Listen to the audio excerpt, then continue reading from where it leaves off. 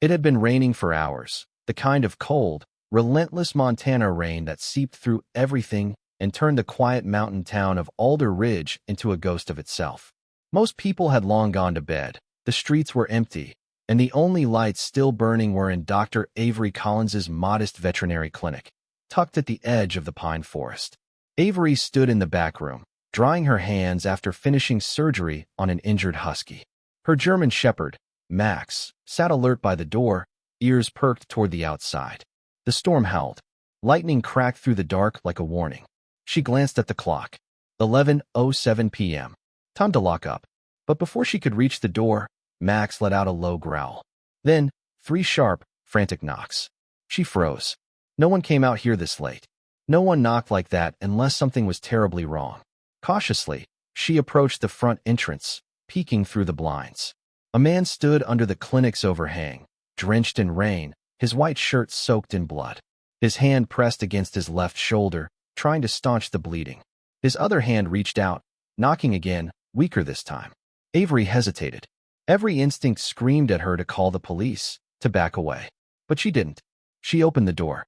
He stumbled forward, barely upright. "Please," he rasped. "Don't call anyone. I need help." His accent was faint, East Coast maybe. He had dark eyes, sharp cheekbones, and a presence that didn't fit the town. Tailored pants, expensive watch, a kind of elegance that didn't belong here. "You're shot," Avery said, grabbing his arm before he collapsed. "Yeah," he muttered, swaying. "Not planning on dying in your lobby, though." She helped him inside, guiding him toward the back examination room, Max following closely behind. "Sit down," she ordered, flicking on the brighter lights. He winced, settling onto the table. Blood soaked through the fabric of his shirt, already sticking to the skin. She grabbed scissors and began cutting away the fabric. The wound was deep, but clean, an entry point in the shoulder, no visible exit. "Bullet's still in," she said. "You need a hospital." "No hospitals," he said quickly. "They'll find me. They'll kill everyone in there." She met his eyes. There was no panic in them, just certainty. Avery had seen that look before, in soldiers during her time in the military. Men who'd already accepted the worst. "You're running from something." "I'm running from people who don't believe in mercy." "And you thought a vet clinic in Montana was a good place to hide." "I didn't plan this." She paused, tools in hand. "Lucky you found a vet who's done field surgery." His mouth twitched in what might have been a smile. Lucky indeed. She worked in silence, cleaning the wound, steady hands moving with practiced ease. He barely flinched. Max sat at attention the entire time, eyes never leaving the man. "You haven't told me your name," she said, after fishing the bullet out with tweezers and dropping it into a metal tray. "It's Nico," he said quietly. "Nico Romano." The name struck something distant in her memory. She didn't know much about the criminal underworld, but she'd heard that name before, maybe in news articles, whispered in bar conversations. Romano. Chicago. Rumors of organized crime, empire-level dealings. She didn't ask. She finished stitching and wrapped his shoulder. "That should hold for a while," she said. "But you'll need antibiotics. And rest. Lots of it. I just need a few hours. Then I'll be gone." She crossed her arms, studying him. "You really think they won't find you here?" "I know they won't. If I keep moving." He looked exhausted. Pale.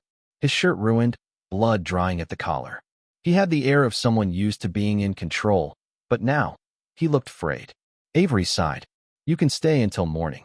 That's it. After that, you leave." He nodded. "Fair." She handed him a clean towel and a blanket from the storage cabinet. "There's a cot in the back office. And a bathroom. I suggest you don't bleed on my files." He gave a faint chuckle. "I'll do my best." Avery locked the clinic doors, double-checked the back entrance, and turned off the main lights. The rain still battered the roof, wind moaning against the walls. Max remained alert, but no longer growling. She lay in the small room behind the clinic, trying to sleep, but couldn't. There was a man with a gunshot wound in her office. A stranger who might be a criminal. Someone dangerous. And yet, when she'd looked into his eyes, she hadn't seen a killer. She'd seen a man who didn't want to die tonight. Just past 2 a.m., she heard footsteps in the hall. Avery rose quietly, stepping out with Max at her side. Nico was standing in the lobby, looking out the window. Shirtless now, his torso crisscrossed with old scars. He was holding a photo from her desk, her and her late husband, taken before his last deployment. You were military, he said softly. Afghanistan. Combat medic. She replied, not bothering to lie. He nodded. I thought so. You handled that bullet like you'd done it 100 times. She said nothing. Was he a soldier? She nodded. Killed in action. Nico placed the photo back, gently. I'm sorry, he said. Why are you really here? She asked, voice low. Why Montana? Why me? He turned to face her fully. Because I had nowhere else to go. And because someone once told me, the people who save animals usually still believe in saving people too. She studied him. You're not what I expected. Neither are you. For a long moment, neither of them spoke. Then she said, get some rest. You look like hell. He smiled, the first real one. Good night, Dr. Collins. She watched him disappear into the hallway, her mind still spinning. She didn't know what tomorrow would bring, but she had a sinking feeling. This was only the beginning. Morning in Alder Ridge didn't bring warmth. The rain had eased, but the clouds still clung to the sky, casting a dull gray over the clinic. The pine trees outside dripped steadily, and the air smelled like wet earth and pine needles. Avery stood in the kitchen, pouring coffee into 2 chipped mugs. She hadn't slept much. She couldn't. Her mind had raced all night, questions swirling with no easy answers. Who was Nico Romano, really? Why was he bleeding in her doorway in the middle of a storm? And why hadn't she turned him in? Max sat near her feet, ears perked again. He was more tense than usual, alert in a way that made her trust her gut even more. She heard soft footsteps behind her. Nico entered, wearing the clean t-shirt she had given him, the clinic's name printed on the chest. He looked slightly better, still pale, but upright, calmer. The makeshift bandage on his shoulder held firm. You made it through the night, she said without turning. Thanks to you. She handed him a mug. He took a sip and winced. Bitter, but real. It's how mornings work around here. He smiled faintly and leaned against the counter. For a moment, the two of them stood there in silence, like old friends. But they weren't. You said you'd leave this morning, she reminded him. I know. He hesitated, then reached into his pocket and pulled out a sleek black phone. He tapped something quickly, then set it down on the table. I just need a ride out of town. One of my people is on the way. Your people? Before he could answer, tires crunched on the gravel outside. Avery stiffened. Max growled again. Nico raised a hand. Relax. That's Elena. My sister. She looked out the window. A black SUV with tinted windows pulled up. A woman stepped out, tall, dressed in a tailored black coat, hair slicked back in a tight bun. Sharp, calculated. Dangerous. Nico walked to the door and opened it just as she approached. Nice place, the woman said, glancing at the building. Then her eyes fell on Avery. You must be the vet. Avery didn't speak. I'm Elena Romano. Thank you for not letting my brother die in a puddle last night. It wasn't charity, Avery replied. He was bleeding. I patched him up. That's all. Elena smiled thinly, like she knew more than she let on. She stepped inside, brushing raindrops off her shoulders. We need to talk. I told her nothing, Nico said. But she's involved now, Elena replied, eyes fixed on Avery. And that means we have to clean up. Avery crossed her arms. I don't need cleaning up. You have no idea what you're tangled in, doctor. Then untangle me. Elena raised a brow. You're funny. Nico cut in. She saved my life. She didn't ask for this. But now she knows your name. And she's seen your face. And if Mikhail finds out who she is, he'll use her. Elena turned to Avery. And he won't ask nicely. I can handle myself, Avery said. Elena looked her over. You're former military. I don't advertise it. Well, you're in luck. You just volunteered for another mission. Avery narrowed her eyes. What does that mean? Nico sighed. We need to move. It's not safe here anymore. They'll track us, if they haven't already. I'm not going anywhere, Avery said. Yes, Elena replied. You are. The tension thickened. Max stood between Avery and the others, ears pulled back. Elena held out a hand. You have 2 choices. Stay here and become collateral damage. Or come with us, lie low for 48 hours, and walk away alive. Avery glanced at Nico. His eyes were tired. Honest. Pleading, even if he didn't say it out loud. I'll bring Max, she said finally. Nico nodded. Of course. An hour later, Avery found herself in the back of the SUV, Max lying at her feet, the trees of Alder Ridge disappearing in the rearview mirror. She hadn't packed much, Her old military duffel, some antibiotics, her sidearm, which she hadn't touched in years but kept out of habit, just in case. The ride was quiet. Nico sat beside her, his eyes on the road. Elena drove, barely speaking. The atmosphere in the car was tense, but not hostile. Just heavy, like something was coming. After 2 hours of winding roads and dirt paths, they reached a secluded mountain lodge, stone and timber, nestled among thick pines, surrounded by nothing but wilderness. The place looked abandoned from the outside, but inside it was stocked, warm, and quiet. "This is one of our safe houses," Nico explained as they entered. "No one knows about it. Not even half my people." "You're really making enemies if you need places like this," Avery muttered. He didn't respond. Max trotted through the house, sniffing corners, tail stiff. Satisfied, he laid by the fireplace. Elena disappeared into a room with her phone. Avery and Nico were alone. "You said 48 hours, she said. "That's all I ask." She looked around. No signal, no roads, just trees and silence. "This place is off-grid.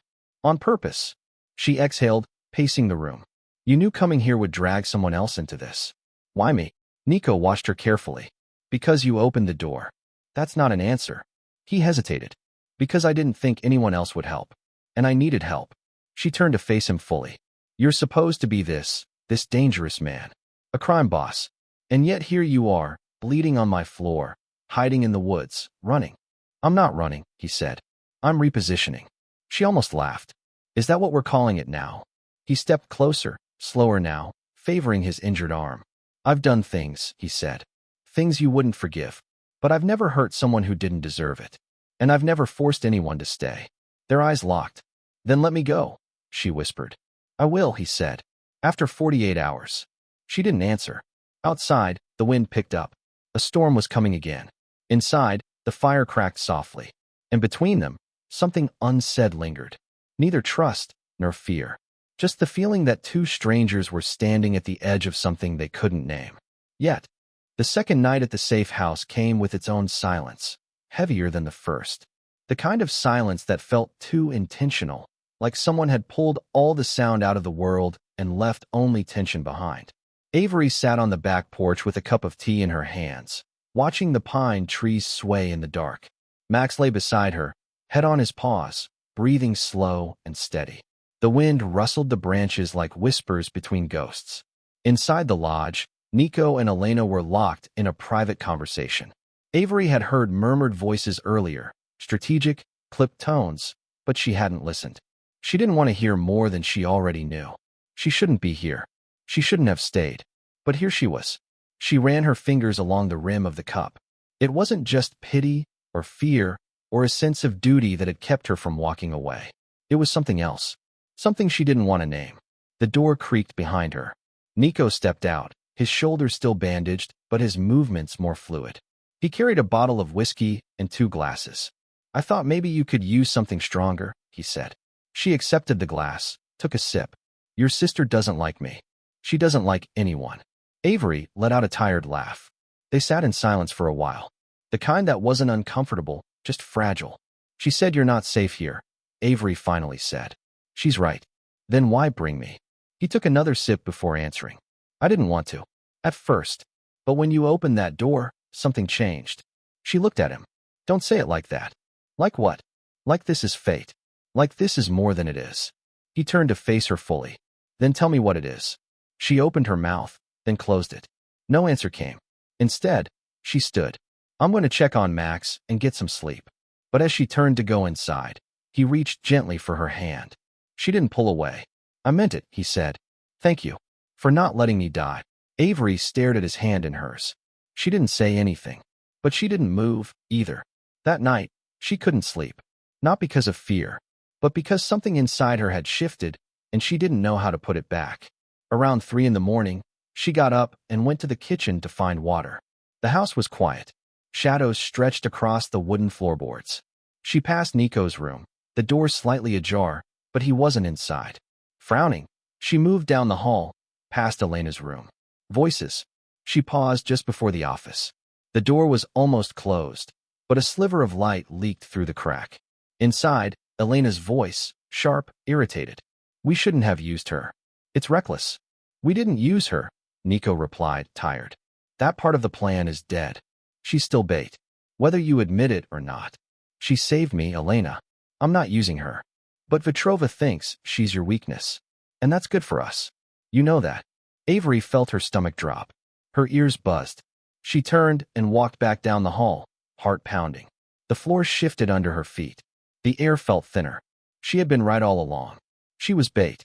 She wasn't just a woman who had saved a bleeding man on a rainy night. She was leverage. Avery packed fast. Her duffel, Max's leash, the meds, the pistol. She didn't need more than that. She didn't plan on staying long enough to say goodbye.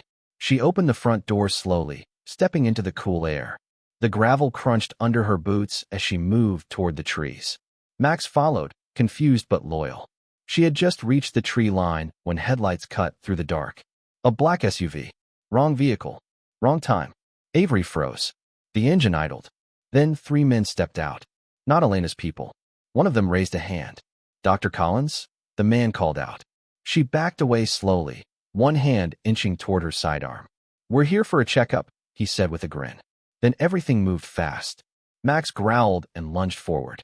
The man nearest raised a gun. Avery dropped, rolled behind a tree, and pulled her pistol free. Gunfire split the air. Then another burst, from the house. Nico's voice rang out. Avery, down. More shots. 2 of the men fell. The third ran toward the trees, but Max intercepted him, dragging him down. Nico reached her seconds later, blood on his hands, but not his own this time. You okay? He asked. She nodded, breathing hard. You followed me. I heard the door, he said, then saw the lights. Elena emerged behind them, barking orders into a radio. They returned to the house, stepping over bodies. Inside, Avery dropped her bag. She turned to Nico, jaw tight. You used me. I didn't. I heard you. I heard both of you. You said Vetrova thinks I'm your weakness, and that it's good. I told Elena we're not using you. I pulled the plug on that plan. But he still thinks it. That's why those men came. He stepped forward. Yes, and I'm trying to keep you safe. By dragging me into your war. I didn't plan for this. She stared at him, eyes burning. But you didn't stop it either. Silence stretched between them. Avery grabbed her bag again. I'm leaving. Tonight. He stepped in front of the door. You can't. Watch me. But before either of them could speak again, Elena called out from the hallway. We have a problem. They followed her to the office. On the screen were live security feeds. One showed a warehouse. Another showed a man. Mikhail Vetrova. Next to him, Sierra. Avery's heart stopped. That's Sierra. My assistant. She was taken last night, Elena said. They must have tracked her when she left your clinic. She doesn't know anything, Avery said quickly. She's not part of this. She is now, Nico said grimly. On the screen, Mikhail leaned forward, looking directly into the camera. He held up a phone. The screen lit up with a live feed. It was Avery's clinic. Her name scrawled across the door. Then he spoke. You have 24 hours. Bring the girl, he said, pointing at Sierra, or I burn down everything she's ever loved. The screen went black. Avery felt the floor tilt beneath her. Sierra was in danger. Her clinic, her life, her entire world. And she had been right about one thing all along. This was never going to end with 48 hours. Avery stood frozen in front of the screen. Sierra's face was pale, bruised, her hands bound in front of her. The image burned into Avery's memory. Her assistant, her cousin, the girl who had baked cupcakes for the clinic's fundraiser last month, who had laughed at Max chasing squirrels, who had stayed late, unpaid, just to help Avery finish paperwork. Now she was a hostage, and it was Avery's fault. The room was silent except for the low hum of the monitors. We move now, Avery said. Her voice was flat, emotionless. Nico exchanged a glance with Elena. She's right, Elena said. We have to intercept before Mikhail changes location. If he thinks we're hesitating, he'll escalate. Do we have a location? Avery asked. Warehouse on the outskirts of Boise, Elena said, already typing into her tablet. Abandoned rail depot. It's one of Vetrova's older drop points. Cameras show it hasn't been touched in years. Except now, Nico muttered. Avery tightened her grip on the edge of the table. I'm going in. No, Nico said immediately. Absolutely not. She's there because of me. I'm not going to sit here while she's there because Vetrova wants leverage. If you show up, That's exactly what he wants. Then we give him what he wants, she snapped. And we take her back. Elena spoke, calm and deliberate. If we go in loud, we risk losing both Avery and Sierra. If we go in soft, we risk losing the advantage. Either way, someone bleeds. I'll go, Avery said. As bait. You follow. Pull me out once Sierra's safe. Nico stepped forward. No. She looked up at him, eyes sharp. This is not your decision. Yes, it is, he said. Because I brought you into this. And I'm not going to let you walk into a trap alone. Then don't, she said. Walk in with me. He stared at her for a long moment. Then, slowly, he nodded. Within the hour, they were moving.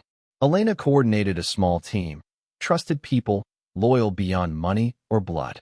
2 vehicles, unmarked, low profile. Avery sat in the back seat with Max curled up beside her, resting his head in her lap. Her hand never left the sidearm in her belt. They drove through the night, headlights slicing through fog and darkness. The mood was grave. No one spoke unless necessary. In the final stretch, they turned off onto a dirt road, tires crunching over gravel as the warehouse came into view. It was massive, skeletal, half-collapsed in places. Rusted siding, broken windows, a few old rail cars abandoned along a track that hadn't seen use in a decade. There were no visible guards. That made it worse. Too quiet. They parked under a dense cover of trees. Elena stayed back with the second team. Nico, Avery, and Max moved in on foot. As they approached the side entrance, Nico handed Avery a small comm piece. In your ear, he said. If anything goes wrong, anything, you give the signal. She nodded, slipping it in. Just don't freeze, she said. I can't fight these people and protect you at the same time. He gave a humorless smile. Duly noted. She entered alone. The interior was cold, dim, and smelled of old metal and mildew. Chains hung from the ceiling. Broken pallets littered the floor. A single bulb flickered over a makeshift interrogation setup. Metal chairs, a folding table, ropes. And Sierra. She sat slumped in one chair, head down, hair covering her face. Avery's breath caught. Mikhail Vetrova stood a few feet away, dressed in a dark overcoat, hands clasped behind his back. Dr. Collins, he said smoothly. You made excellent time. Avery stepped forward, chin high. Let her go. He chuckled. So American. So bold. So simple. You said bring the girl. I'm here. Now let her go. I said bring the girl. But I never said you could take her back. From the shadows, 2 men emerged. Armed. Avery kept her hands steady at her sides. Whatever this is, it ends with her walking out. Mikhail moved closer. You think this is about her, he said. She is collateral. You, on the other hand, you are a symbol. You're his weakness. You are the thing he cannot control. And you think killing me fixes that. Not killing, he said, smiling. Wounding. Deeply. Publicly. A message. Avery's hand twitched. Then came the shot. But it wasn't aimed at her. The man standing behind Mikhail crumpled to the floor, a hole through his temple. Chaos erupted. Nico stormed in, gun raised, firing clean and fast. Elena's team swept through the side entrance, flanking Vetrova's men. Max lunged for the second guard, knocking him backward. Avery ducked, grabbing Sierra, who had barely lifted her head. Can you walk? She whispered. Sierra nodded weakly. Tied too tight. Avery pulled a knife from her boot, sliced the ropes clean. Then, wrapping Sierra's arm over her shoulder, she moved fast. Gunfire roared in the background. Shouts. Screams. A flashbang exploded somewhere to the left. Nico moved beside her, eyes scanning, covering their retreat.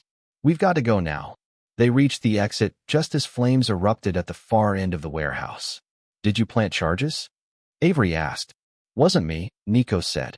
They didn't stop to investigate. They sprinted to the car, Sierra groaning in pain but conscious. Max jumped into the back, panting. Elena's voice came through the comms. We're clear. Fall back to Point Echo. The vehicles peeled away from the scene, tires kicking up mud and ash. In the rearview mirror, the warehouse collapsed in on itself, smoke rising into the sky like a warning. Inside the vehicle, Avery held Sierra close, checking her pulse, her breathing, wiping blood from her cheek. She was alive, and Avery had brought her back. Hours later, they arrived at a safe house deeper in the mountains. Sierra was stabilized. Nico disappeared to deal with cleanup. Elena took calls, barking orders in multiple languages. Avery stood outside, staring at the horizon, arms crossed tightly. Nico found her there, silent. "You okay?" he asked. She didn't look at him. "You lied to me," she said. "You said this would end in 48 hours. But it doesn't end, does it?" He said nothing. She turned to him, eyes hard. "Tell me the truth. All of it. Right now." He met her gaze. "You were never supposed to be part of this. But now that you are, there's no going back. Vetrova won't stop. Not until he's dead. And I don't know if I can protect you from everything that comes next." She took a deep breath. "I'm not asking you to." He stepped closer. "Then why are you still here?" She searched his face, then answered quietly. "Because I think you still have something left to lose. And so do I." Inside the house, Sierra slept. Outside, the wind carried the scent of ash. The war wasn't over, but they had survived the night. 3 days had passed since the warehouse burned. The safe house was buried deep in the mountains, so quiet that the world outside felt like another life. No phones, no visitors, no plans beyond the next breath. Avery sat on the porch, wrapped in a wool blanket, watching the morning mist curl over the trees. Max lay beside her, tail twitching in sleep. In the room behind her, Sierra rested, healing slowly. The bruises on her face were fading. The nightmares weren't. Avery's own wounds were harder to measure. She'd killed someone. One of Vetrova's men had come too close during the raid. Her training had taken over. She didn't remember pulling the trigger, only the silence that followed. The recoil hadn't hurt as much as the knowledge that she hadn't hesitated. She took a slow sip of coffee, hands steady despite the weight in her chest. Footsteps approached. She didn't turn. Nico sat down beside her, holding 2 folders. His expression was unreadable. "I have something for you." She looked at the folders, but said nothing. He placed them on the table. "The first one is your clinic. All debts cleared. Title transferred. It's yours again. No strings." She raised an eyebrow. "That easy?" He gave a small smile. "Let's just say the bank owed me a favor." She opened the folder, scanned the documents, then closed it without comment. "And the second?" she asked. He tapped it gently. $1 million. Untraceable. Cash, digital, whatever you prefer. Call it compensation. Or insurance. In case you want to disappear. She stared at the folder. Then at him. "Why now?" "Because I don't want you to stay unless it's your choice. And I don't want you to feel like I've taken anything from you." Avery leaned back in the chair. "Is this your way of saying goodbye?" "No," he said. "It's my way of giving you a door. You choose whether to walk through it or not." They sat in silence for a long moment. She finally said, "What happens to you if I leave?" "I finish what I started," he said. "I cut Vetrova off at the root. I dismantle what's left of his operation. And then I disappear. For good. And if I stay?" He looked at her carefully. "Then I do all of that anyway. But I do it knowing there's a reason to come back." She studied his face. There was no lie in it. Just tired truth. Avery stood and walked to the edge of the porch. She could see the mountains stretching for miles, untouched, eternal. She closed her eyes. "I never planned for any of this. I know. I thought I had my life figured out. A quiet town. A small clinic. No drama. No risks. But no one to come home to," he said softly. She turned to face him. "There was peace in that. There's peace in being alone. But there's power in being chosen. In choosing back." His words hung in the air. And then, very quietly, she said, "I'm pregnant." Nico's breath caught. She watched him carefully, measured his reaction. His expression didn't break, but something in his eyes shifted. "I found out after the first night at the lodge," she said. "I wasn't sure at first, but now I am." He stepped forward. "Are you okay?" "I don't know. Is it mine?" "Yes." He looked away for a moment, then back at her. "Do you want it?" "I don't know that either," she said honestly. "But I do know one thing. I'm not going to raise a child in this world. Not like this. I wouldn't let that happen." "You can't promise that." "I can try." Avery wrapped her arms around herself, feeling the weight of a future she hadn't planned for. "I need time," she said. "You have it." Later that night, after Sierra had fallen asleep again and Max lay curled on the rug, Nico stood in the doorway of the guest room. "I'm leaving tomorrow." Avery looked up from her seat by the bed. "Where?" "Chicago. One last move. It ends there." "You said that before." "This time I mean it." He handed her a phone. "I'll call when it's done. If you don't want to answer, I'll understand." She took the phone, her fingers brushing his. "And if I do?" Then I'll come back. He leaned down, kissed her forehead. No promises. No goodbyes. Just a quiet exit. He left before dawn. Avery stood in the driveway, watching the SUV disappear down the dirt road. She didn't cry. She didn't chase after him. She simply waited. Days passed. Then weeks. She reopened the clinic. The first patient was a wounded fox, brought in by a boy who offered cookies instead of cash. Sierra returned to work slowly, quieter than before, but steady. The town welcomed Avery back without question. No one asked about the storm she'd vanished into. But one morning, as the sun broke through the mist, a letter arrived. No return address. Inside was a photograph. Nico, standing at the base of a burned-out building in Chicago. Behind him, spray-painted on the brick, were the words, "It ends here." Tucked behind the photo was a small, wrapped box. Inside, a ring. Simple. Silver.